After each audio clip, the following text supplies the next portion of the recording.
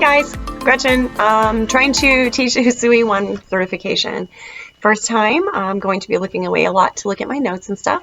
Today we're going to be covering what is Reiki. We're going to actually just be covering the Kanji, Universal Life Energy, the Reiki prayer, also called the Gokai Sensho, and then you'll have homework today in the form of a Reiki box.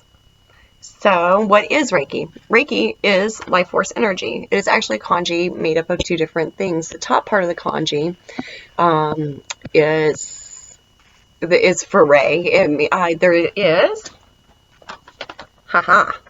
Can we see this? Let's see if I can get that without a glare. Can kind of see it. This is the original kanji. This is not the kanji that you will see on the Reiki sites with the Reiki teachers or anything. This original kanji has all the symbols on it.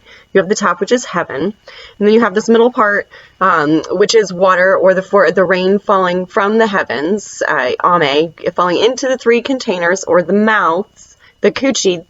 I know, sounds weird. Kuchi. The symbolism of water is very significant spiritually in that it is endlessly adaptable. Water is responsive, it changes form, and it flows easily around obstacles, but when it's necessary, it also has the capacity to slowly dissolve obstacles in the way and carry them along. Just get rid of them. Below the rain containers is a shaman, usually a female called a miko. She stands on the earth with her arms outstretched and the tassels hanging down.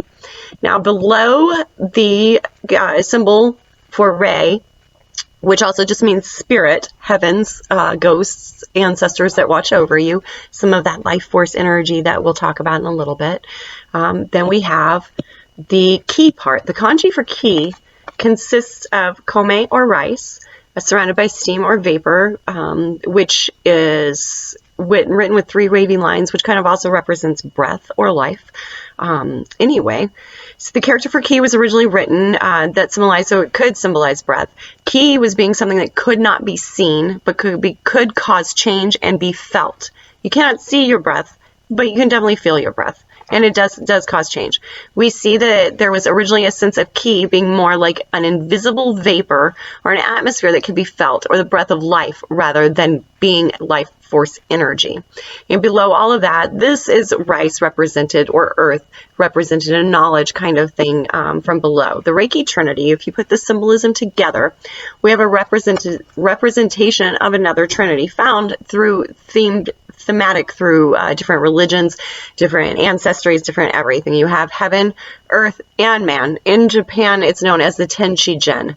In this kanji for Rei, which on its own means spirit, soul, ghost, divine, sacred, the rain symbolizes life-giving energy from heaven in the form of water collected by the 3 containers or the mouths, which it can directly revitalize the mind, body, and spirit.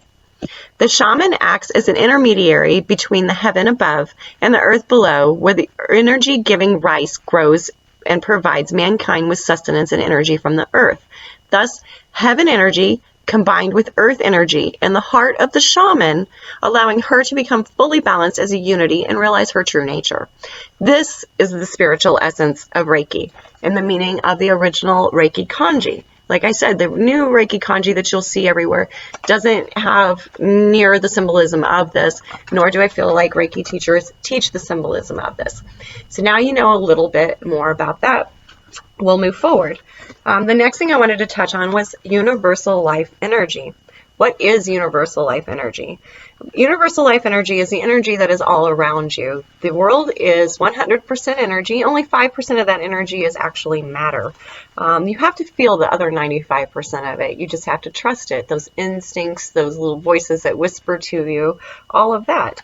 It's something that can be felt through your entire body. It's the energy that fills in and takes away when you have surplus or you have a lacking of energy that causes disease. So it fills in the depletion and it takes away the excess. The universe does have an excess or unlimited amount of this, and as practitioners, it's our job to meditate and gather that energy into us and then intend it back into our clients.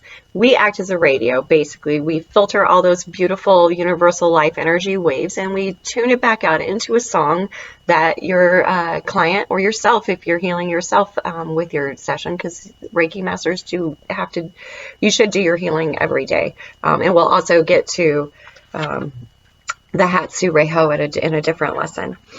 So hopefully you understand a little bit more what universal life energy is.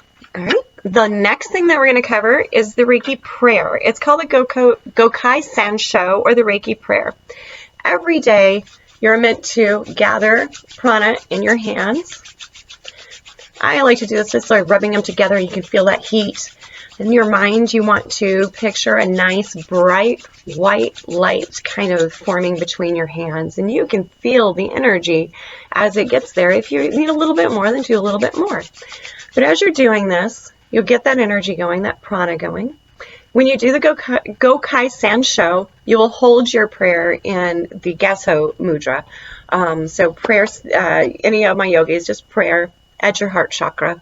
You'll just repeat, preferably at least 3 to 5 times a day. Repeat, for today only, I shall not anger. For today only, I shall not worry. For today only, I will be grateful. For today only, I will work diligently and with purpose. And for today only, I will be kind to all living creatures, including myself. Repeat that daily. The more you repeat it, the better it becomes. The more Reiki becomes powerful within you. So that is actually all I'm going to cover for today. Tomorrow we will cover history for Mikao Usui and the 2 different lineages. Yes, 2 different lineages that he does.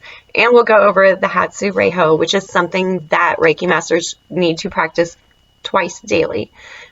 So I will see you then. Thanks.